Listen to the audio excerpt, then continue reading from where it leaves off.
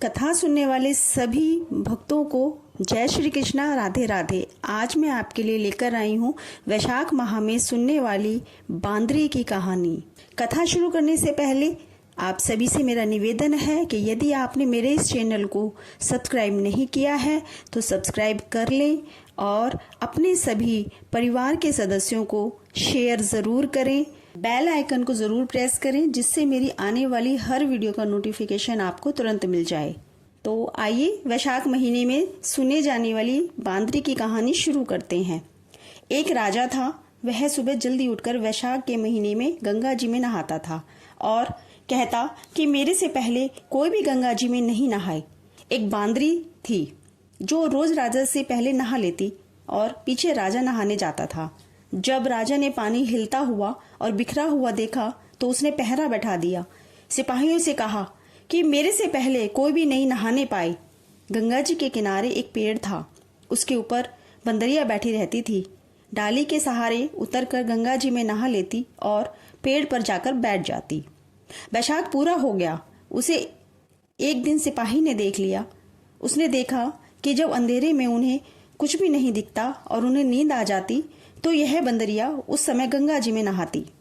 सिपाही उसको पकड़कर राजा के पास ले गए और कहा कि यह बंदरिया आपसे पहले नहाती है। राजा ने प्रण किया हुआ था कि यदि कोई औरत मेरे से पहले नहाती होगी तो मैं उसके साथ विवाह कर लूंगा। राजा ने बंदरिया से विवाह कर लिया।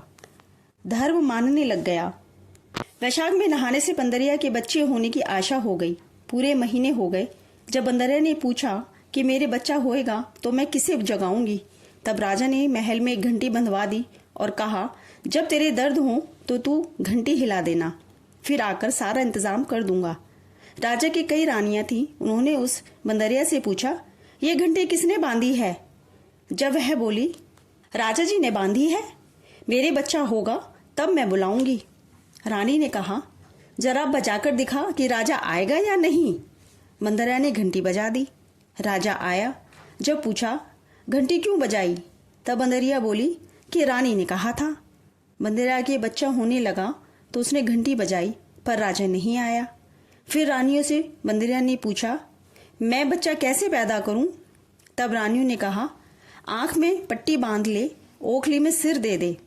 फिर बंदरिया के वैशाख नहाने के पुण्य से एक अति सुंदर लड़का हुआ। होते ही रानी ने राजा को नहीं दिया और दासी को दे दिया और कहा कि इस बंदरिया के बच्चे को नदी में बहा दो और बंदरिया के पास आटे को खून में लपेट कर रख दो। राजा ने आकर पूछा कि ये बच्चा हुआ है। तब रानी ने कहा बच्चा नहीं हुआ, ये ईंट पत्थर हुआ है।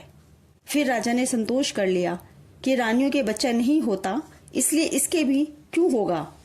उधर दासी बच्चे को फेंकने लगी तो नदी में फेंका नहीं गया। कुम्हार मिट्टी का बर्तन बना रहा था, उसके अंदर रखकर आ गई। कुम्हार और कुम्हारी खुदी हुई मिट्टी लेने गए तो देखा बहुत सुंदर बच्चा सो रहा है। जब कुम्हार बोला कि हमारे बच्चा नहीं था इसलिए भगवान ने बच्चा भेजा है, जिसको तू पाल ले तो अपने घर ले चलें। फिर कुम्हारी बोली ले चलेंगे, अपने खातिर ही भगवान ने भेजा है। उसको पाल पोस कर बड़ा कर लिया। लड़का रात दिन बढ़ने लगा। वह कुम्हार मिट्टी का हाथी बनाकर बेचा करता था। एक दिन लड़का बोला पिताजी मुझे भी हाथी घोड़ा दो, मैं इससे खेलूंगा। फिर हाथी घोड़ा ले जाकर कुएं पर बैठ गया। लड़के को सारी बात का पता लग गया कि मैं बंदरिया से हुआ था और रानियों ने मेरे को मारने के लिए दासी को दे दिया था। कुएं पर दासियां पानी भरने के लिए आई तो वे दासी को देखकर बोला कि मेरा मिट्टी का हाथी घोड़ा पानी पी लेगा।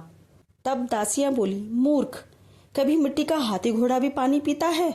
फिर लड़का बोला मूर्खो, कहीं बंदरिया की भी ईंट पत्थर पैदा होता है। फिर वह दासियां रानी से बोली कि एक कुम्हार का लड़का है, उसने हमें यह बात कही और घड़े पर कंकड़ी मारकर फोड़ दिया। फिर रानी ने जहर का लड्डू तैयार किया और कहा ये लड्डू उस लड़के को खिलाओ। दूसरे दिन वह दासियां उस लड़के को वह लड्डू खिलाने गईं तो भगवान ने उस लड्डू को गोंदगिरी का लड्डू बना दिया। अगले दिन दासू ने आकर देखा कि वह मरा नहीं है और खेलता फिर रहा है। इस पर रानी रूठ कर सो गई और राजा ने आकर पूछा रानी क्यों सो रही हो। तब रानी ने जवाब दिया कि कुम्हार को अपनी बस्ती से निकाल दो। राजा ने कहा ये क्यों कड़वा बोलती है, पर रानी ने जिद करके कुम्हार को निकलवा दिया। कुम्हार जंगल में रहने लगा। फिर वह लड़का बोला, पिताजी मेरे लिए 108 करवे 108 गोले बना दो। वह ठंडे ठंडे घड़े भरकर बैठ गया। गनगौरों के लिए मिट्टी लेने के लिए बहुत सारी लड़कियां आईं। राजा की साहूकारनी भी आई और बगीचे में बैठकर खेलने लग गई। खेलते खेलते प्यास लग गई। वह छोरियां उस लड़के से बोली कि हमें पानी पिला दो। फिर वह लड़का बोला, मेरे पास ये गोलियां हैं, इन्हें खाती चली जाओ और मेरे पीछे फिरती जाओ। फिर कई लड़कियों ने कहा, मैं तेरी गोली नहीं खाऊं, हमें प्यास लग रही है, तू खा ले। फिर एक लड़की आगे आकर बैठ गई। छोरियां एक एक करके गोली खाती गईं और ठंडा पानी पिया और उसके चारों तरफ फिरने लगीं। सब लड़कियों के पेट में गर्व रह गया। लड़कियां मिट्टी लेकर घर गईं तो पीछे उनके बाप ने ब्याह का साया निकलवाया तो साया नहीं निकला, पर उसने कहा इनका ब्याह तो हो जाना चाहिए। बाद में लड़कियों के किसी का जी घबराए तो कोई रोटी नहीं खाए, कोई उल्टी करे। फिर सबने उनसे पूछा, तुम्हारे ये क्या हो गया है? मुझे तो पता नहीं, मैं तो मिट्टी लेने गई थी। वहां पर कुम्हार का लड़का हमें एक एक गोली देता गया और पानी पिलाता गया और खुद बीच में बैठ गया और हमारे से कहा, तुम चारों तरफ फिरो। यह बात सुनकर सबके बाप कुम्हार के लड़के के पास गए और बोले, हम अपनी लड़कियों का ब्याह तेरे साथ करेंगे। उसने सबके साथ फेरे लिए। फिर कुम्हार बोला, आप बड़े आदमी हो, राजा रानी हो, मेरा बेटा ऐसा क्यों करेगा? पर सब कोई उसके साथ अपनी अपनी लड़कियों का विवाह कर गए। बहुत सा धन दौलत देकर अपनी लड़कियों को विदा कर दिया और इस तरह 108 बहुएं आ गईं। फिर सबके लड़के भी हो गए और 108 कमरे करवा दिए। सब बहुओं के लिए कमरे भी बनवा दिए गए। फिर लड़के ने कहा, पिताजी हम सारे नगर में दावत का बुलावा देंगे, आपकी इतनी बहुएं आई हैं और इतने पोते हो गए। तब कुम्हार ने कहा, जिमा दो। तब सारी नगरी और राजा रानी को बुलावा दे दिया गया। सब कोई जिमने आए और राजा का परिवार सेना सहित खुद आया। लड़के ने कहा, बंदरिया को क्यों नहीं लाए? राजा ने कहा, बंदरिया को भी बुला लेते हैं। राजा ने बंदरिया को बुलाने के लिए रथ पाल के सजाकर भिजवा दी। वहां पर सारी सभा में सोने की चौकी पर सुंदर गद्दी बिछा दी। फिर बंदरिया आई तो गद्दी के ऊपर बैठा दिया गया और 108 बहुओं से कह दिया कि ये बंदरिया मेरी जन्म की माँ है और सब कोई सोने की मोहरें देकर गोद में पोते देती जाओ। फिर सब बहुएं आईं और सोने की मोहरें देकर पैर छूकर गोद में पोते देती गईं। बंदरिया सबको आशीर्वाद देती गई। फिर राजा की रानियां समझ गईं और राजा से कहा, ये हमें बुलाकर हमारा अपमान कर रहे हैं, इसलिए हम भी जा रहे हैं। फिर राजा भी लड़कर बोला कि हे भाई, तू बंदरिया का स्वागत इतना क्यों कर रहा है? जब वह बोला, यह बंदरिया मेरी जन्म की माँ है, तब राजा ने पूछा, कैसे? मैं बंदरिया से पैदा हुआ था तो तुम्हारी रानियों ने मुझे दासियों को दे दिया और कहा कि इसे नदी में बहा दो, लेकिन दासी ने मुझे नदी में नहीं बहाया। मुझे उसने खड़ेड़े में रख दिया और कुम्हार और कुम्हारी ने मेरे को पाल पोस कर बड़ा कर दिया। और रानियों ने तुम्हारे से कहा कि उसके गारा पैदा हुआ है।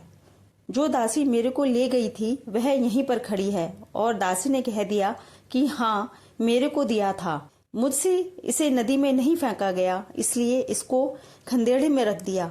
वहां पर वह रानियां सुनकर चुप रह गईं। पीछे राजा ने रानियों को छोड़ दिया और बंदरिया को साथ ले गया। साथ में पोतों को, बहुओं और बेटों को साथ ले बड़े गाजे बाजे से अपने घर ले गया और सबको अलग अलग महल बनवा दिए।